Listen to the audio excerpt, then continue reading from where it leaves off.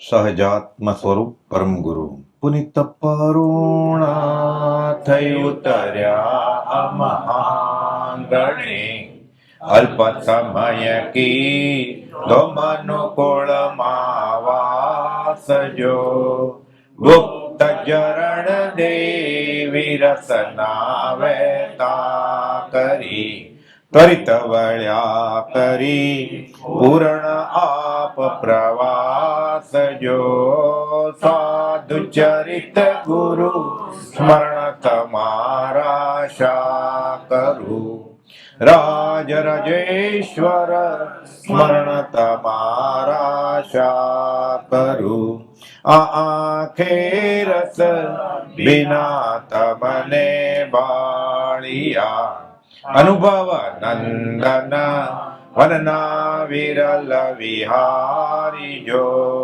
બાકી જ્યાં ત્યાં હૃદય વિહીન નજરે પડે શુષ્ક જીવન સરી કપુરમાં સંસારી જો સાધુ ચરિત ગુરુ સ્મરણ તમારા શા કરું મેં ગરુડામ પુર મારું ક્ષેત્રમાં ટવકી સ્વર્ગીય રૂડા રાગ મલ્લાર જો નવ પલ્લવતા અર્પી જીવન બાગમાં કીધા અમને ઉન્નત અધિક ઉદાર જો સાધુ ચરિત ગુરુ સ્મરણ તમારા શા કરું રાજ રાજેશ્વર સ્મરણ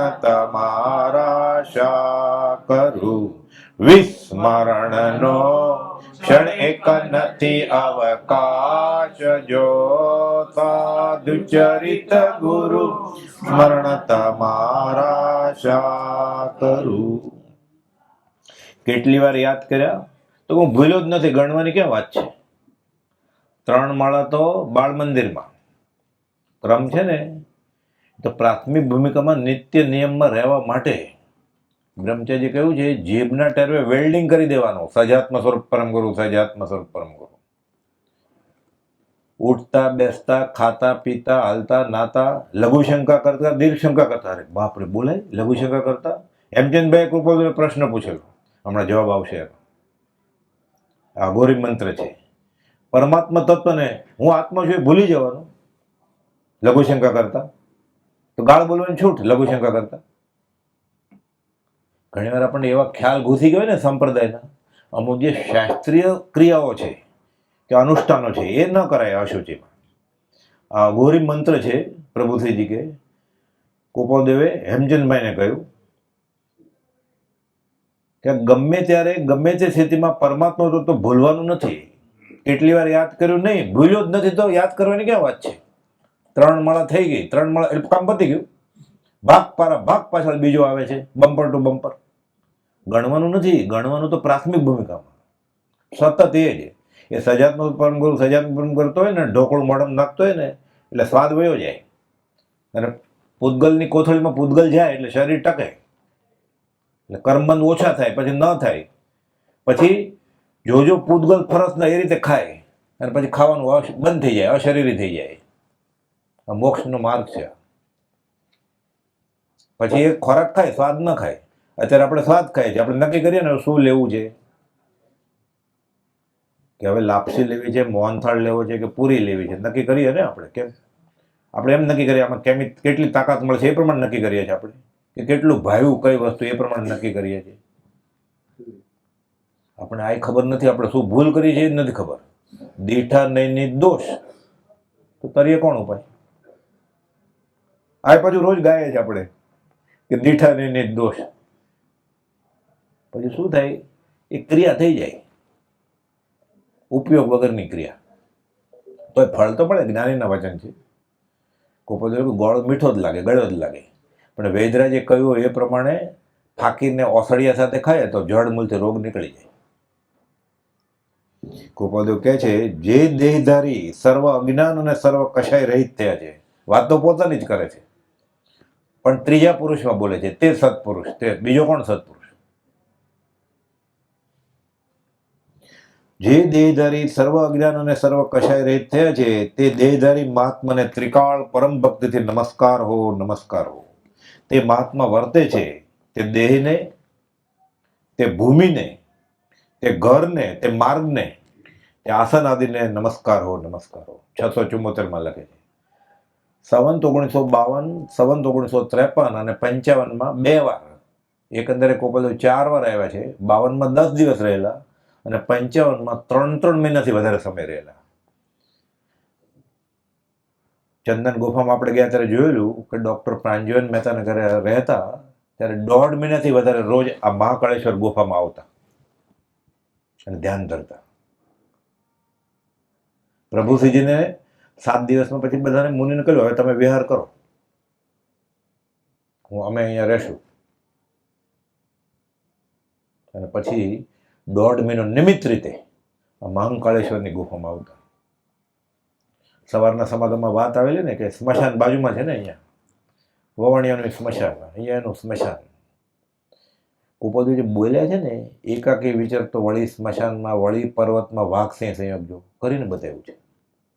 કાકા કાલેલકર કહે છે કે આ પ્રયોગવીર છે, જેણે એને સાચું લાગ્યું અધ્યાત્મમાં, અનુભવ્યું, એને આચરણમાં મૂકીને બતાવ્યું.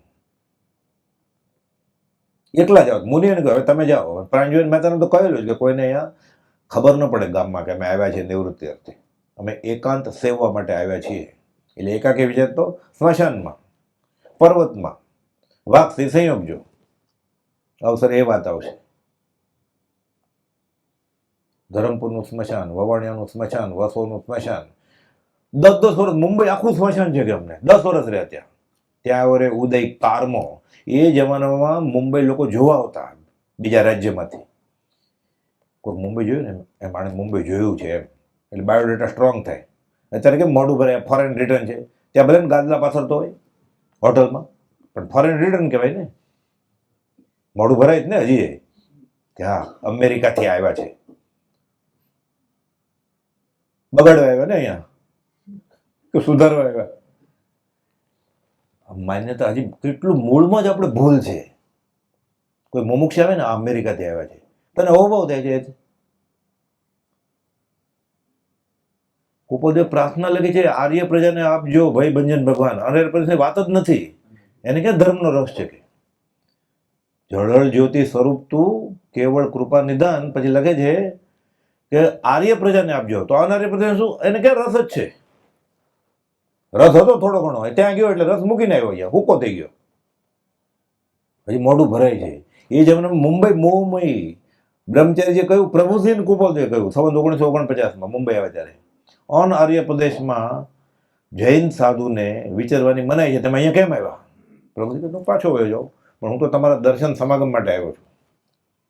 તો કે ઠીક, કોઈ આડખેલી કરે છે? તો કે ના, તો રોજ આવજો મહિનો. પેઢીમાં, પેઢીની બાજુમાં ઓરડી હતી, ત્રંબા કાંઠા 105 નંબરનું બિલ્ડિંગ શારદા હોટલની બાજુમાં અત્યારે છે, રીડેવલપમેન્ટમાં જાય છે. તારીખ વાર સ્થળ છે, તેના પ્રસંગ છે. રોજ ચીજ પોકલીથી ઝવેરી બજારને પાછા વિહાર કરીને આવે. એમને મળે મુનિ 500 યોજન ઉઘાડે પગે વિહાર કરશો તોય સત્પુરુષ મળે કે ન પણ મળે. પરમાત્મા શું પડે રહ્યો છો, આવો જોગ ફરીવાર નહીં મળે. આપણે તો કેટલું સહેલું થઈ ગયું છે બધું. આખી રાત હાઈ ક્લાસ સુઈ જાય ટ્રેનમાં, સવાર મંદિરમાં, કેટલું સહેલું છે. બધા સાધનો પરમાત્મા માટે અનુકૂળ છે આપણને. આનાથી વધારે અનુકૂળતા કેટલીક મળે પછી કે પછી આ સારો કાળ હશે ને ત્યારે હું કરીશ, તો તે ખરાબ શું છે? આપણે પંચમ કાળનો આપણને શું નડે? જો સત્સંગ કરવો હોય તો જેને ઘરે વચનામૃત છે, બ્રહ્મચારી લખ્યું છે, એને ઘરે સત્પુરુષ હાજર છે, એને બાજુ મૂકીને બીજા કોઈ ગોતી લીધા હોય તો બરોબર છે, નહીં તો સત્પુરુષ હાજર જ છે. સતનો સંગ, સત્પુરુષ હાથપગ વાળા એનો સંગ કે સત્પુરુષના વચનનો સંગ, આ સત્સંગ ગણાયો છે. પણ જોગ નથી સત્સંગનો કઈ. બ્રહ્મચારી 2 અર્થ કર્યા છે. આ કાળમાં સત્સંગનો જોગ નથી, એ સાચી વાત. જેને છે વચનામૃત મળ્યું છે ને, તો સત્સંગનો જોગ છે ને, 1000 પત્રો મળ્યા છે. બીજું ઘણું બધું મળ્યું છે. એના અર્થ કરેલા છે 600 થી વધારે પત્રોના બ્રહ્મચારીજીએ. આખી મોક્ષમાળાના અર્થ કરે છે, આખી આત્મસિદ્ધિનું વિવેચન કરેલું છે, બધું મળ્યું છે.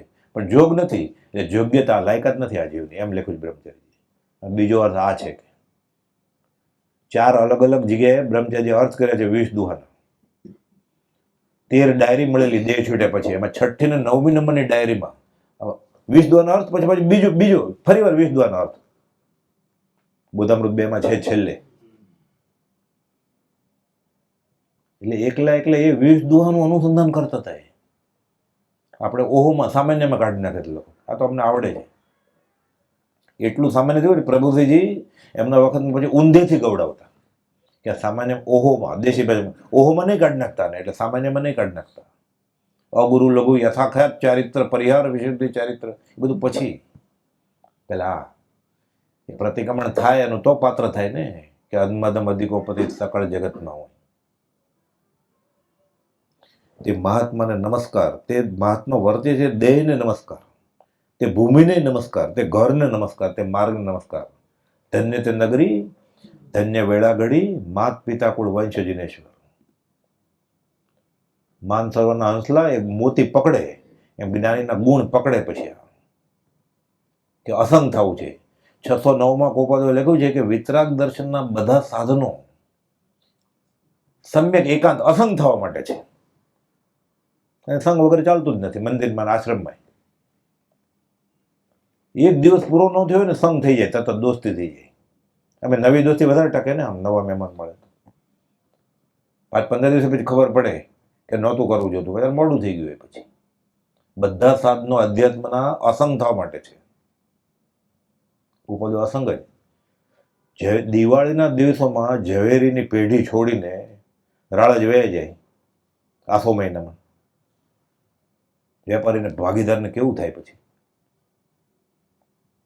કે અમારે વગડો જ સેવો છે, નિવૃત્તિ જ સેવી છે. અમારે તો ઘર અને વન સરખું જ છે ગોપાલ. પણ તોય વનમાં જઈએ 217માં કે છે. શા માટે? બીજાને દાખલો બેસાડવા માટે, અને બીજાનું ભલું કેવી રીતે કરવું એ શાંતિથી અમે વિચાર્યા, વચમાં ધંધો ન આવે. એટલે અહીંયા આવતા તે આપણે માટે અહીંયા આવતા હતા ગોપાલ. એને તો ઘર લખ્યું છે ઘર ને વન સરખું જ છે. એને આખું મુંબઈ સ્મશાન લાગે છે. ઈડરના સ્મશાનમાં આવે, વાણિયાના સ્મશાન કે અહીંયા આવે, એને શું ફરક પડે છે? નામ પડેલું મોહમયી નગરી, પણ પાછી લખતા શ્રી મોહમયી. કેમ? સત્પુરુષ ત્યાં છે ને, એટલે આગળ શ્રી લખતા કે છે મોહમયી, તોય શ્રી. પછી આ લખે અમોહ સ્વરૂપ, શ્રી મોહમયી ક્ષેત્રથી અમોહ સ્વરૂપ. એવા અમોહ સ્વરૂપ એટલે 12મું ગુણસ્થાનક. એ 376માં લિખિતમાં છેલ્લે લખે છે અવિષમ આત્મધ્યાન વર્તે છે એવાથી રાયચંદ્રને નમસ્કાર કરીને આ પત્ર પૂરો કરું છું. બીજા કોણ નમસ્કાર કરવા? કુપાલદુ પ્રાર્થના બેસે ત્યારે કોને યાદ કરતા છે? આપણે જ પ્રાર્થના બેસે કુપાલદુને યાદ કરીએ. શુદ્ધ સજ આત્મ સ્વરૂપને હું મુજને કહું નમો મુજ આનંદજી મહારાજ કહે છે. તો આકાશમાં કેમ નહીં? આકાશી ભગવાનને અનંત 24 જીન કે એની આગળ છે, મારી આગળ છે. એટલે જોતો તો મોક્ષ. હવે અખંડ સ્વરૂપમાં રમણતા થઈ તો તમારી આગળ છે, મારી આગળ છે. હવે લેવા દેવાની કડાકુટથી છૂટા.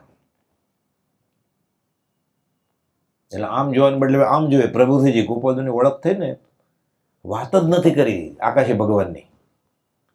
આગમની વિતરાગની વાત અમારે કાંઈ જુગુપ્સા નથી, પણ આ બધું આપ્યું જ છે કે સાચું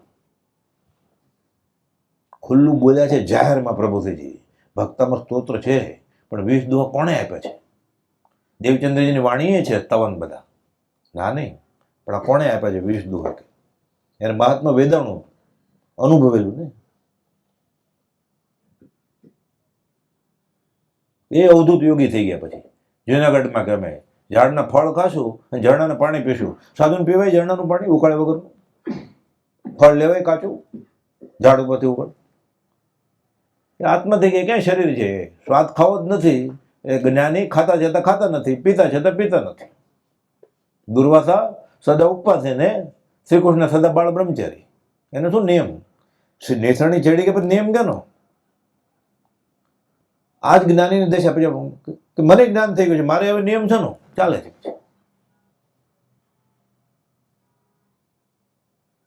એટલે કોઈ બોલતું નહીં. કુપોદેવે કહ્યું ને કે અમને સમ્યક દર્શન છે, જ્ઞાન છે, પછી રાફડો ફાટ્યો, બધા કહેવા માંડ્યા ગલીએ ગલીએ કે અમને સમકી છે. પહેલા 150 વર્ષ પહેલા કોઈ બોલતા જ નહીં.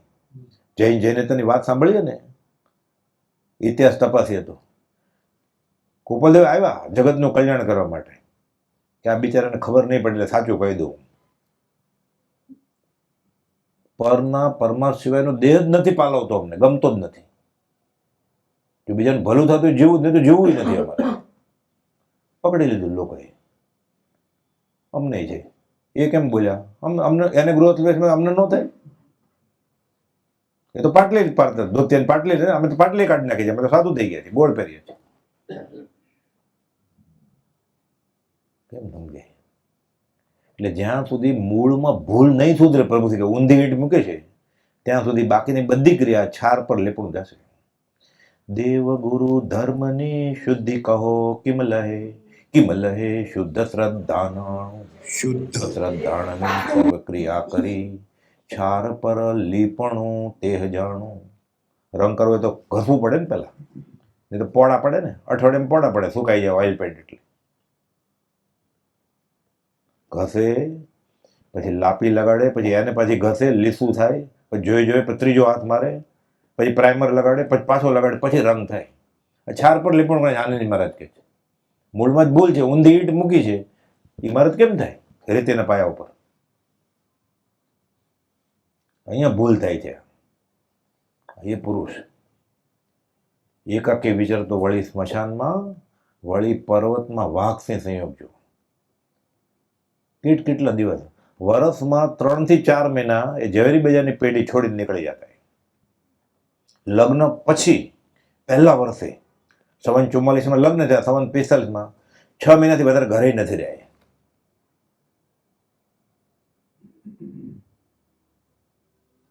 આ દશા એની.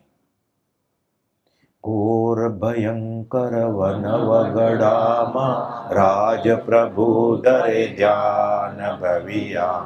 રાજ પ્રભુ દરે ધ્યાન મોહન મગન નામે વાગો આવી બેસે ઈડર ધામ ભવિયા.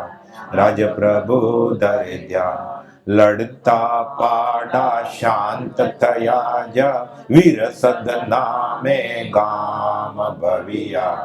રાજ પ્રભુ દરે ધ્યાન ઉત્તર સંડે સર્પ સુણી બુજે જેના યોગે જાણ ભવિયા. રાજ પ્રભુ દરે ધ્યાન રાજ ચમત્કૃતિ જીનવર જેવી અચળ કહે ઉગ્યો ભાણ ભવિયા. રાજ પ્રભુ દરે ધ્યાન. 1.5 મહિનો આપણે એકવાર આવે તો એમ થાય અમે ગયા વર્ષે તો આવેલા, હવે આ વર્ષે જવાની શું જરૂર છે? રોજ આવતા.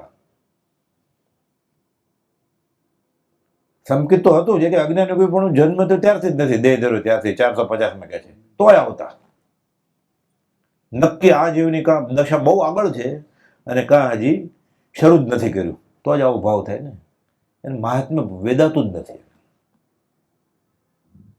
આ વિષદોનો છે, અચિંત્ય તું જ મહાત્મ્યનો નથી પ્રફુલ્લિત ભાવ. ના બધું એ બધું બરાબર, હું માનીશ નહીં, હું કરતો એ જ કરીશ.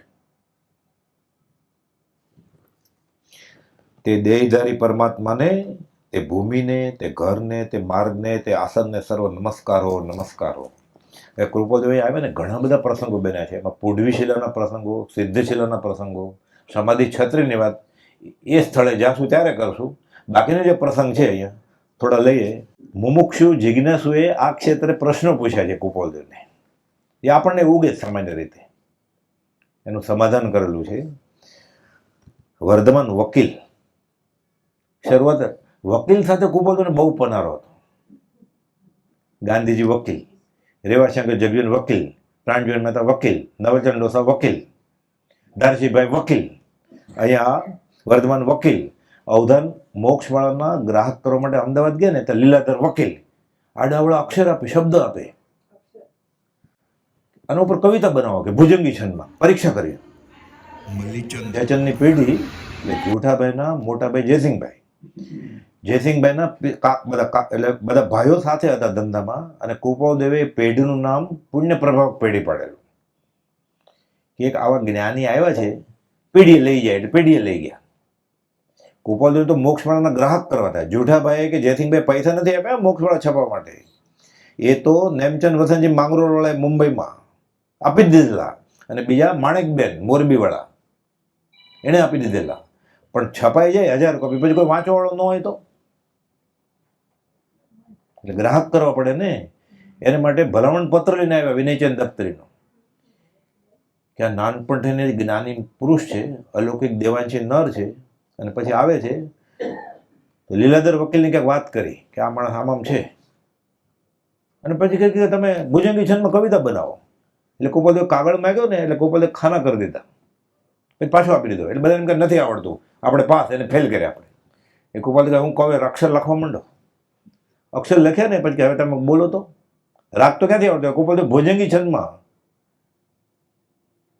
કવિતા બોલ્યા ને તો એ લીલાધરભાઈની આખી વાત ભુજંગી છંદમાં કહી દીધી. હજી સંતોષ નહોતો થયો, કેમ થાય. એટલે કે ઊંધું કરી દો, ઊંધી પાછી બનાવી કવિતા. પછી ખબર પડી કે આ કોક છે અલૌકિક પુરુષ. નાનપણથી જ આ બધા ચમત્કાર હતા. એટલે વકીલ, એ વકીલ મૂળ લીલાધર વકીલ. આપણે વાત ગાંધીજી વકીલ તો આખો 530મો પત્ર છે, 570મો છે, 717મો છે. અને ગાંધીજી કહે છે મને 200 પત્ર લખેલા બંડલ લંડનની ટ્રામમાં હું ભૂલી ગયો. કે એ ભૂલી ગયા તો વાંધો નહીં, આમાં 530માં જ બધું છે. 6 દર્શનનો સાર છે 530માં પત્રમાં. એ 27 પ્રશ્નો છે ને, એક એક પ્રશ્નના પેટા વિભાગ ગણીએ તો 60 થી 80 જેટલા પ્રશ્ન થાય. રામની વાત, કૃષ્ણની વાત, બૌદ્ધની વાત, ક્રિશ્ચન ને મુસ્લિમ ધર્મની વાત, બધું આવી ગયું. મોક્ષ કોને કહેવાય ને ધર્મ કોને કહેવાય, ભણેલાનો થાય કે ન થાય, બધું આવ્યું. કેમ જીવવું. વકીલ હતા ને, મને સાફ કરવાનું શું કરું, કરવા દે, બીજું શું છે. દયા કરવી હોય તો એના મોઢામાંથી ઓકાવું હતું ગોપાલ ગાંધીજીને કે એક મારી નાખો એને. આ એકેન્દ્ર જીવની રક્ષા કરતા હોય. લઘુશંકા દીર્ઘશંકા કરે ને, અંબાલાલભાઈ પાણી લઈ જાય વઢવાણમાં, અમદાવાદમાં બધા પ્રસંગ બન્યા છે, હાથ પગ ધોડાવે ને. પહેલાં તો દિશાએ ઠલ્લે જાય ને ખુલ્લામાં, હતું ઘરમાં આસ્ટોડિયામાં. અહીંયા નહીં કે હું જાઉં છું ખેતરમાં.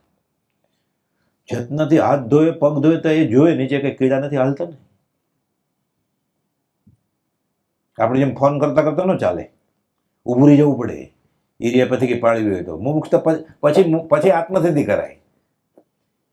એ હાલતા હાલતા આત્મસિદ્ધિ સાંભળતો હોય. એ ડ્રાઇવિંગ કરતા કરતા કેસેટ મૂકી દીધી હોય, સીડી, પેન ડ્રાઈવ. મારો નિત્યક્રમ થઈ ગયો એમ થઈ જતા છે. નિત્યક્રમ ભૂખ્યો છવેર ઉપવાસ હોય તો નથી થતો નિત્યક્રમ. અને 120ની સ્પીડે થશે. રતન કોક મળે તો હાથે ઊંચો કરે, બ્રેકે મારે સિગ્નલ આવે તો, એક્સેલેટર દબાવે એટલે અવધાન કરે ને, અને ભક્તિ થઈ જાય. હિરિયા પછી કે આગમ મનાય છે. દીક્ષા લીધી હોય ને એને વિહાર કરતો હોય, રસ્તો ખબર નથી, આમ જવું કે આમ જવું, ઉભા રહી જવું પડે પછી આમ જોવાય બોર્ડ, ચાલતા ચાલતા નહીં. તો શ્રાવકને કંઈ છૂટ નથી. એને તો સાવધેન્સ્યાનો સર્વસ્વ ત્યાગ છે, મહાવ્રત છે. અણુવ્રત તો હોય ને શ્રાવકને. એવો કોનો ફોન આવી જવાનો છે કે અર્જન્ટ ન લે ને ઊભો રહીને લે, એટલે 10 સેકન્ડ પછી લે, 15 સેકન્ડ પછી, તો શું બગડી જવાનું છે. જલ્દી મંત્ર બોલો તો પ્લેન ક્રેશ થાય છે, એવું તો છે નહીં. ઊભું રહી જવું પડે, ચાલતા ચાલતા ફોનમાં વાતે ન કરાય.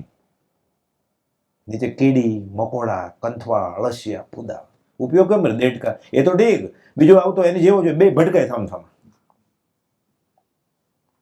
એ ઝઘડો કરીને છૂટા પડે ને, ભેટ દોસ્તી થઈ જાય બેની ભેટ, એટલે સરખે મળ્યા ને. પ્રભુજી કહેતા સાપને ઘરે સાપ ગયો, જીપ ચાટીને પાછો આવશે, પછી શું થાય, દોસ્તી થઈ જાય. તો બે સાપને દોસ્તી થાય શું થાય, બે ગધેડાને દોસ્તી થાય તો શું થાય. પ્રભુજી કહેતા બે લાતમ લાત કરે ને. મુમુક્ષુ દોસ્તી થાય તો કામ નહીં, સત્સંગી હોય તો, ને તો શું કામ નહીં. ગોપાલભાઈ ના પાડી છે 12મે વર્ષે. વચનામૃત 5માં 68માં બોલ છે કે પૌદ્ગલિક મૈત્રીને તરાથી તરે તો તજો, વ્યવહારિક દોસ્તી છોડી દેવાની. ન તજાય એમ હોય તો મૌન રાખો. આપણો શેઠ હોય, આપણે નોકરી કરતા હોય, એ વાત કરવી પડશે, આપણે મૌન રાખવાનું. અને પછી લખે છે આગળ ગોપાલદેવ કે શક્ય હોય એટલું બોધ એને આપો. પણ પહેલા તો આ જ લખ્યું કે કાતર લઈને ફરો, પૌદ્ગલિક મૈત્રીને તજો ત્વરાથી, દોસ્તી તોડ નાખવી પડે. આ તો દોસ્તી કરે છે નવી.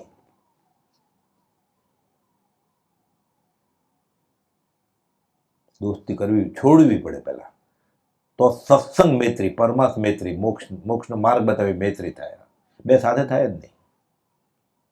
એટલે વકીલની વાત આવી, લીલાધર વકીલ, આ વર્ધમાન વકીલ, આ કાળમાં મોક્ષ હોય? આ સવાલ બધાને છે ને, અત્યારે છે. આ માર્ગમાં એને છે, કુપોલ લખ્યું છે 273માં. અમે તો એમ જ માનીએ છીએ કે આ કાળમાં મોક્ષ છે. વચનામૃત 213, 379.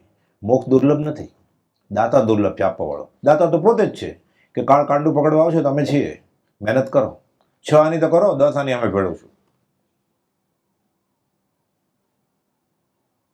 680માં લખે જ છે, તારી આગળ છે મારી આગળ છે, લેવા દેવાની કડાકૂટ નથી કઈ. તો અમારી આગળ તો કેવળ જ્ઞાન છે, મારી આગળ છે, અમે તો મોક્ષ જ નથી. મારી આગળ મોક્ષ છે અહીંયા છે. હું આયુષ્ય પૂર્ણે મટીએ દેહ પાત્ર જો લખીને આપ્યું છે.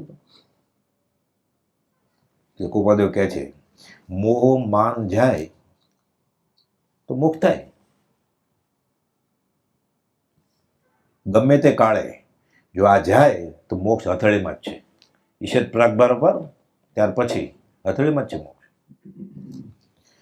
પરમ કુપાદેવ ઘણો થોડો આહાર લેતા.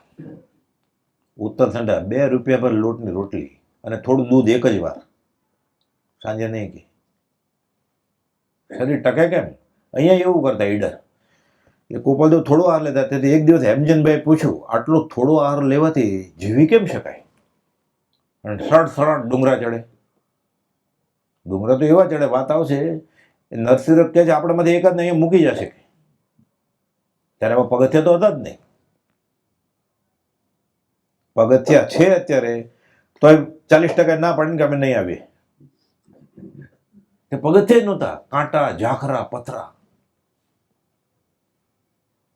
આ એકાકી વિચરતો વળી સ્મશાનમાં. કે છે કે ઘણો થોડો આહાર લેતા. તેથી એક દિવસ હેમચંદભાઈ પૂછ્યું, આટલો થોડો આહાર લેવાથી કેમ જીવી શકાય? જીવ માત્ર જમવા બેસે ત્યારે આહાર લેવું નથી, લોમ આહાર કહેવાય. એટલે વાતાવરણનો ભેજ ચૂસે, વાતાવરણનો ઓક્સિજન ચૂસે, નાઇટ્રોજન ચૂસે. લોમ આહાર હવામાંથી, ભેજમાંથી, પાણીમાંથી, વરાળમાંથી જ્ઞાની યોગી ખેંચે આહાર.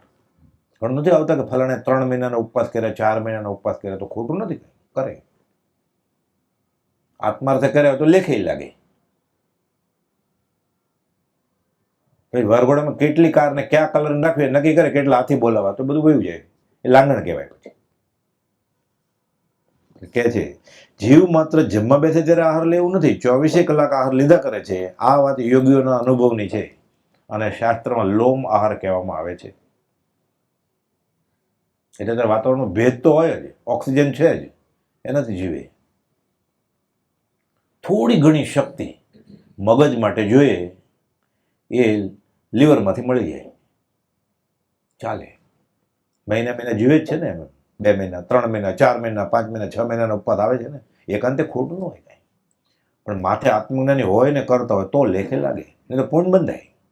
માયાનો રંગ રહી ગયો હોય સાથે તો પછી દુર્બળ દેહ ને માસ ઉપવાસી જો છે માયા સંગ્રહે તો એ ગર્ભ અનંતા લેશે, બોલે બીજું અંગ્રે. પહેલું આચરણ સૂત્ર, બીજું સુવિગડામ સૂત્રમાં લખેલું છે.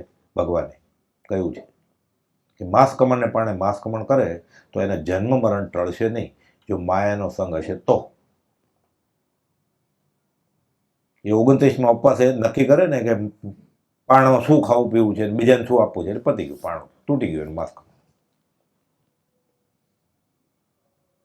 અને અભોગ ફળ એને તો પૂછવું છું, એને રોકડી જ કરી લીધી. એને ફળ મળી ગયું, ફોટો પડ્યો ને, છાપામાં નામ આવ્યું ને. પારણામાં શું હોય છે? 22 અભક્ષમાંથી એક પણ અભક્ષ હોય એટલે જીનેન્દ્રના માર્ગમાં છે જ નહીં ને. કે આ તો જીનેન્દ્રે કેવું છે, 2 અભક્ષ જીન ગાય, 100 નિજ દિન ભુંજાય. ગાય જ ને રોજ આપણે. કશું ભેદા ભેદ ન પાયો, જ્યાં ત્યો કર ઉદર ભરાય. ગાય જ છે. સમજાવણ ઉપર છો કુપાદેવ કે સમજે જીન સ્વરૂપ થઈ જાય, શેવડો પડે એવું છે બધું. જીવ માત્ર જમવા બેસે ત્યારે આહાર લેવું નથી, 24 કલાક આહાર લે છે. આ વાત યોગીના અનુભવની છે.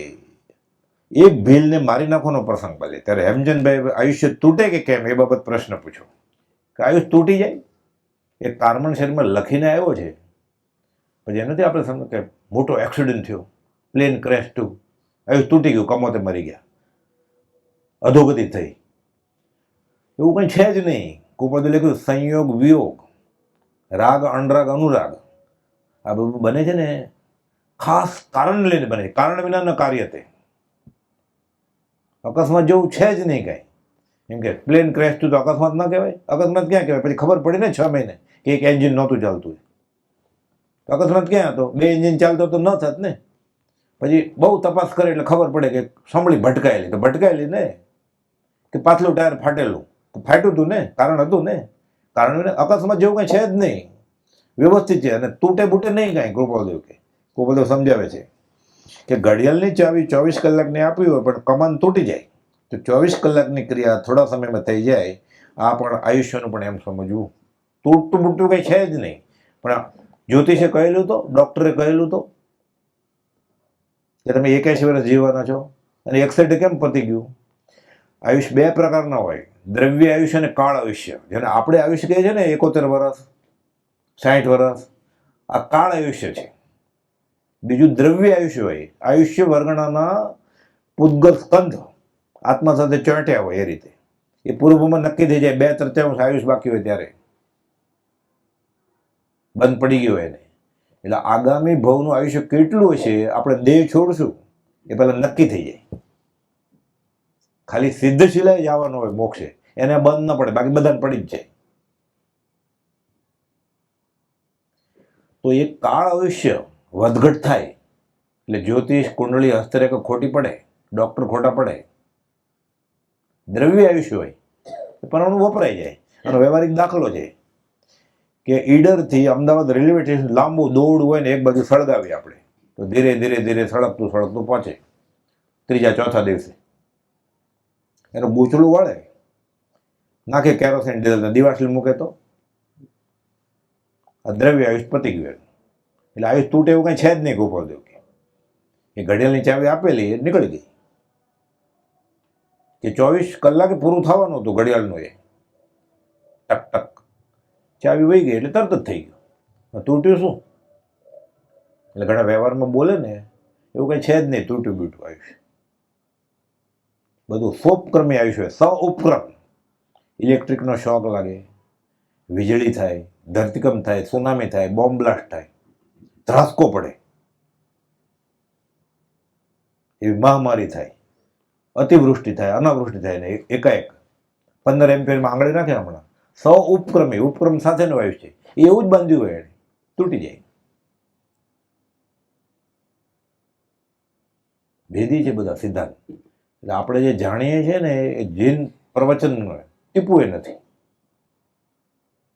જૈન પ્રવચન દુર્ગમ્યતા થાકે અતિમતિમાં, અવલંબન શ્રી સદગુરુ સુગમ અને સુખાણ. એને પાછું અવલંબન બીજાનું કોઈ લીધું એટલે ઊંધે કાન નાખે જ ને, પછી સમજાય જ કેમ?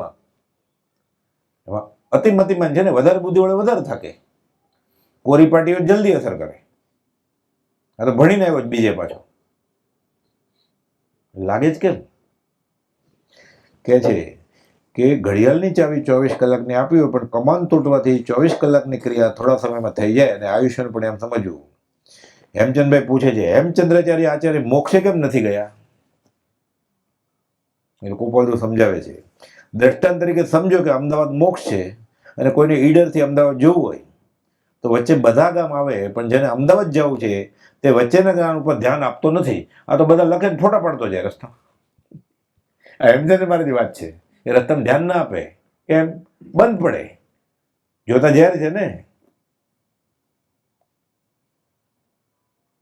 આ તો વચમાં આઈસ્ક્રીમ પડે તો ઊભો રહી જાય આઈસ્ક્રીમ ખાવા. સૂર્યાસ્ત પછી દિવસે જ બનાવી છે, આ તો રાત્રે ખાય પછી.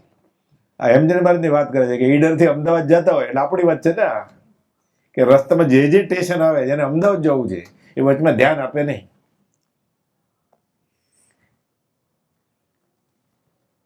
જ્ઞાનીનો ઉપદેશ એવો હોય ને બધાને લાગુ પડે. હેમચંદ્ર મહારાજને લાગુ પડે ને આપણને લાગુ પડે અત્યારે. જેને અમદાવાદ જવું છે વચ્ચેના ગ્રહણ ઉપર ધ્યાન આપતું નથી તેને મોક્ષે જેવું હોય એટલે બધી રિદ્ધિ સિદ્ધિ પ્રગટે લપેટાતો નથી, લાલચમાં લપટાવું નહીં. શાસ્ત્રમાં વાત આવે છે કુપોલથી અજાણ્યું શું હોય કે જેમચંદ્ર મહારાજ એટલા લબ્ધિધરી હતા પછી તો એ બોલતા ને કુમારપાળ રાજાના દરબારમાં એ બોલે એટલે 52 લૈયા લખે એક સાથે, એટલે ઓલો અડધું લખે ઓલું અડધું લખે બધા ભેગું કરે ત્યારે ખબર પડે શું બોલ્યા. એના જીભની ઉપર સરસ્વતી રમતી એમ કે છે. કુમારપાળ રાજા એને રાજગુરુ માનેલા પોતાના. પછી બહુ લાંબી કથા છે, બરાબર બ્રાહ્મણો વચમાં આવ્યા ને કે એને ન મનાય ને આ તે એ દેવદેવીને નમસ્કાર ન કરે ને. તો પછી એને વિચાર આવ્યો કે આ જૈન ધર્મી જે છે ને એ બધાને રાતોરાત હું પૈસાવાળા કરી નાખું, લબ્ધિ ફોરવીને એક ફોન નંબર મૂકી દે બધાને ઘરે. કુબેરદેવને સાથે ચમત્કાર ન થાય એમ નહીં, બધું શક્ય છે. વેદાંતે માને છે અને જૈન ધર્મ માને છે. કરાય નહીં એમ માને છે જૈન ધર્મ, એ બીજી વાત છે, પણ ન થાય એમ નહીં એકાંતે. પણ આ કાળમાં જે ચમત્કાર લગભગ તો બધું ખોટું જ હોય, પણ એકાંતે સિદ્ધાંતની દ્રષ્ટિએ ખોટું નથી પાછું. એને વિચાર આવ્યો. પછી શાસ્ત્રમાં એમ વાત છે કે વહેલી સવારે બ્રહ્મ મુહૂર્તમાં આકાશવાણી થઈ કે એ ભીખુ એટલે જૈન સાધુ એને દીક્ષા લીધે ભીખુ કહેવાય. તો શું કરે છે, તારું કામ છે. કામ તો સારું જ હતું ને કે જે વિતરાગ ધર્મ આરાધન કરતા હોય એને બધાનું સુખી કરી દો વ્યવહારે. તો કર્મનું શું થાય પછી કે આ ભીખુનું કામ નથી, આ પછી અટકી ગયા. કે છે કુપોલને ખબર હોય ને એટલે મોગમમાં જ વાત કરી છે ખાલી કે રીધિ સીધી બધી આવે જેને મોક્ષે જવું એમાં લપેટાય નહીં, લાલચમાં લપટાય નહીં. 450 લે છે કે 11માં ગુણ થાને કે ચડ્યો હોય કે મારે તો કંઈ નથી વાપરવું પણ બીજાને બતાવવું તો ખરા કે બીજાને તો મદદ કરું. પહેલા ગુંઠાને આવી જાય રીધિ સીધીથી પળવારમાં મુનીશ્વરો ભ્રષ્ટ થઈ ગયા છે. કુપોલે લખ્યું છે ખાલી ઈચ્છા થાય એને કે હું બતાવું એટલે 11માંથી સીધો આવે પહેલા ગુંઠાને કે રખડે. પછી મિથ્યા તો ગુણથાનકમાં આવી જાય તરત જ. સંકેત વમી નાખ્યું ને ઉલટી થઈ ગઈ. હવે પાછા સત્પુરુષ મળે, પાછું એને સંકિત થાય એટલે મહાસાગરમાં નાનો એવો હીરો ખોવાઈ જાય. એ તો કોમ્પ્યુટર સાયન્સથી મળે આજકાલ, આ કેવી રીતે મળે? મળે નહીં. પછી મનુષ્ય દેહ જ ન મળે. આ બધાની કેમ વાત છે, 10 દુર્લભ. એટલે પ્રભુજી કહેતા છેલ્લો મનુષ્ય ભાવ છે તારે માનીને કામ કરજે કે આના પછી તને મનુષ્ય ભાવ મળવાનું નથી. શેવડો પડે એવું છે. માનો કે સમ્યક દર્શન નથી એટલે આપણે સમાધિ મરણ તો ન થાય. સમ્યક દર્શન ન હોય તો, સમ્યક દર્શન હોય તો સમાધિ મરણ થાય. એટલે સમકીથી દેવ થાય, સીધો તો મોક્ષ ન જ જવાનો. એટલી બધી તો દશા ઊંચી નથી આપણી. હવે સમકિત સાથે દેહ ન છોડ્યો અને દેહ છૂટ્યો તો ક્યાં જાય જીવ? એટલે ફરી વાર સમકિત દેવ તો નથી થવાનું મરીને, કેમ કે સમકિત નથી. એને એટલે કાં તો હલકા પ્રકારનો દેવ થાય ને, વ્યંતર, વ્યાણવંતર, અસુરકુમાર, નાગકુમાર, ભવનપતિ એવા થાય. 10 પ્રકારના છે દેવ હલકા, મિથ્યાત્વી દેવ. બધા લાખ વર્ષનું આયુષ્ય બધી અજ્ઞાન બાળ તપ કર્યા હોય એટલે પછી તિર્યંજમાં જાય, પછી નરકમાં જાય. એટલે આ પતી ગયું. આપણી ગતિની વાત છે આ એક. ના, તિર્યંજ થશે. કૂતરો, બિલાડો આ તો બહુ મોટી વસ્તુ છે. ગાય, ભેંસ તો, વાંદરો, અળસિયું, વાંદો, તંસારી, માકડ, ધનેડું, કંથવો, બેક્ટેરિયા ત્યાં નિગોદમાં વયો જાય. એટલે એ ગતિ થઈ આપણી. કાં કુદેવ થશે, સંકિત વગરનો દેવ, મિથ્યાત્વી દેવ. કાં તિર્યંજમાં જશે, કાં નરકે જશે. ફરીવાર માણસ થશે તો ફરીવાર માણસ તો કેટલું પુણ્ય હોય અને કેટલો બેલેન્સ હોય પાપ પુણ્યનું. આ કાળે ફરીવાર માણસ થાય તો કયા કાળમાં જન્મે? આ કાળમાં ને, પડતા કાળમાં. એટલે એવો તો પુણ્યશાળી હોય જ નહીં કે હું જગતનો ઉદ્ધાર કરીશ એટલે જન્મું. એવું હોય ખરેખર તો સંકિત સાથે દેહ છોડે. એટલે આપણને જો આ સાચી વસ્તુ છે નહીં સમજાય અને કુપોલોનું શરણને આશ્રય નહીં થાય મરતા પહેલા, કઈ ગતિ થશે આપણી? છેવડો પડે એવું જ ને વિચારીએ તો, ગણિત મૂકીએ તો. આમાં શાસ્ત્ર ન વાંચ્યો ચાલે કે સંકિત સાથે દેહ નથી છૂટવાનો, એટલે સમાધિ મરણ નથી થવાનું. કાંઈ નરકમાં જશે, કાંઈ કૂતરો, ગધેડો, ઉંદરડો થશે ને પછી મરશે. પછી ક્યાં જશે? નરકે જ ને. ઉંદરડો તો બિલાડી થાય તો ઉંદરડાને પકડે ને, કૂતરો થાય તો ઉંદરડાને પકડશે ને, વાઘ સિંહ થાય તો હિંસક પશુ નિયમથી નરકે જ જાય ને. રૌદ્ર ધ્યાન છે.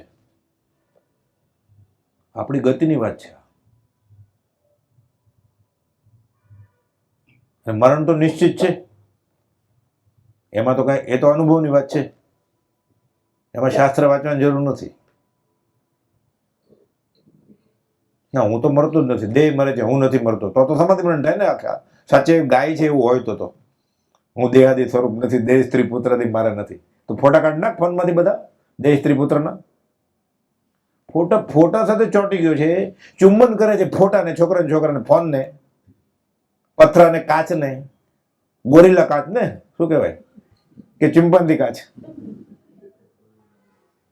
એને ચુંબન કરે છે. હું દેહાદી સ્વરૂપ નથી, દેહ સ્ત્રી પુત્રથી મારે નથી. મુમુક્ષુ હોય, સંકેતી હોય, ફોન થોકવાળો કરતો હોય ને, તો એ અરે ભવચક્રનો આંટો એક ન ટેળ્યો. મૂર્ખા કરું છું. 16મે વર્ષે કુપાલદેવ આપણને પ્રશ્ન પૂછે છે કે કર્યું શું? આ તો અમને મોઢે છે, આ તો નિત્યક્રમમાં છે જ અમારે. એને ખાલી ખરું અધ્યાત્મ જ નથી નિત્યક્રમમાં, બાકી બધું છે એને. અમુક જગ્યાએ જઈને નાચી આવે, કૂદી આવે એટલે મજા આવી ગઈ. અમુક તે છે 2-3 ફોટા પાડી લે એટલે બહુ મજા આવી જાય. અધમાધમ અધિકો પતિત સકળ જગતમાં હું.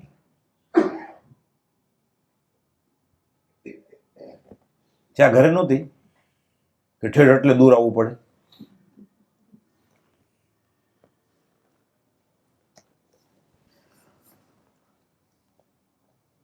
દ્રષ્ટાંત તરીકે સમજો કે અમદાવાદ મોક્ષ છે. કોઈને ઈડરથી અમદાવાદ જવું હોય તો વચ્ચે બધા ગામ આવે, પણ જેને અમદાવાદ જવું છે તે વચ્ચેના ગામ ઉપર ધ્યાન આપતો નથી.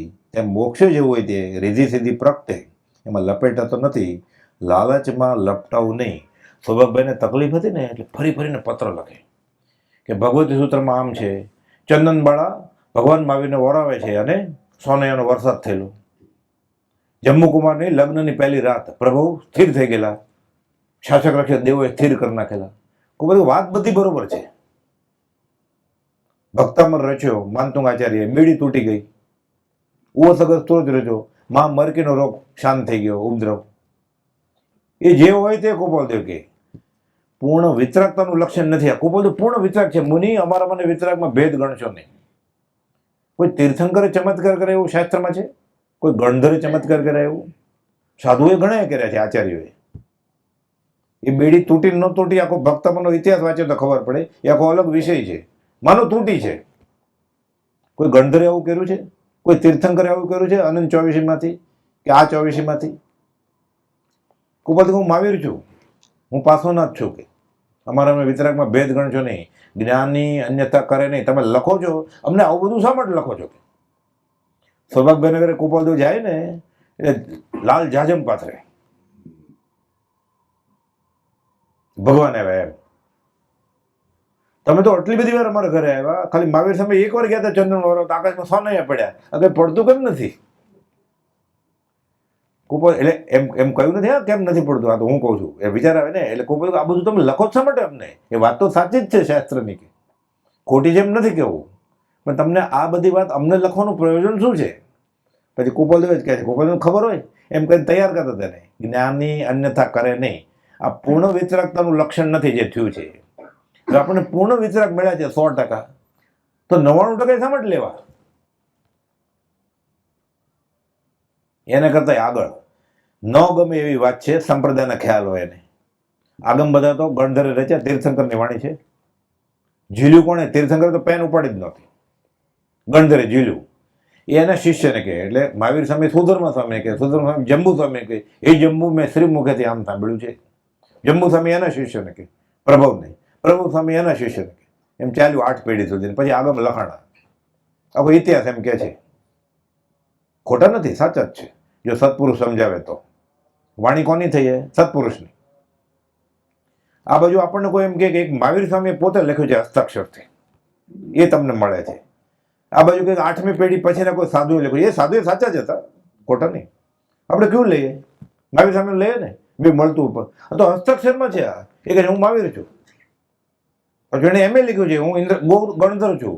આ વાણી આગમ જ છે, જીનાગમ જ છે, રાગદ્વેષ અને અજ્ઞાન રહિતપણે પ્રગટ લેખપણે પામી માટે સેવનીય છે. કોઈ તીર્થંકરે કલમ ઉપાડી નથી, કોઈ ગણધરે કલમ ઉપાડી નથી. આગળ હું મહાવીર છું અને કલમ ઉપાડી છે. એના અક્ષર હસ્તાક્ષરમાં આપણી પાસે છે આત્મસિદ્ધિ 6 પદનો પત્ર, 20 દુહા, યમ નિયમ, મૂળ માર્ગ. તો કઈ વાણી આપણે લેવી જોઈએ? જવાબ નહીં આપવાનો, મનમાં વિચારવાનું. ક્ષમાપના બોલીને સૂતા પહેલા એ ધોતિયું પહેરે, મોંપતિ લગાડે, ફૂલ લઈને દેરાસરે જાય, નગ્ન થઈ જાય, જે સંપ્રદાયમાં માનતો હોય આ વિચારે કે કોનું માનવાનું? કુપોદનું માનવાનું? તો તરત જ અર્જન્ટ એનો સંપ્રદાય ખાલી નીકળી જાય કે નહીં? તો 40 વર્ષ પછી નથી નીકળ્યા, હજી 50 વર્ષ પછી નથી નીકળ્યા. એટલે કુપોદન નથી માનતો ને, સાબિત થઈ ગયું ને. ના, હું કુપોદન માનું છું પણ કુપોદે કહ્યું નથી માનતો, એમ જ થયું ને. તો એ અરે ભવચક્રનો આંટો ટળે કેવી રીતે? એને મોઢામાં આપણે જે ખાવાનું તોય નથી ખાતો, તો હવે કેવી રીતે ટળે? લખીને આપે હું મહાવીર છું. 9 વાર 680 મેં લખ્યું હું ભગવાન છું. 255 છેલ્લા ફકરામાં 8 વાર લખ્યું હું ભગવાન છું. લિખિતમાં લખે છે ઓમ શ્રી મહાવીર. તો તમને જે ગુરુજી મળ્યા સાચા જ છે, ચાલો સમકીદી છે. આ કે હું કેવળી છું, તો બેમાંથી કોને પસંદ કરવાના?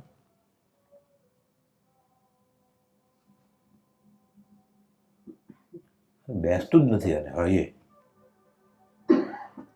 અતિ નિર્જરતા વણતા મફત મળે છે તોય નથી લેતો. એટલે કુપોદે પછી કહ્યું ભીમનાથની જગ્યામાં કે આ કાળના જીવો વાણિયા નથી, કે મફત મળે તોય નથી લેતા. અતિ નિર્જરતા વણદામ ગ્રહો. હવે સમય પૂરો થાય છે, અવસરે લેશું જે તે સ્થળે જાય ત્યારે. સહજાત્મ સ્વરૂપ પરમ ગુરુ.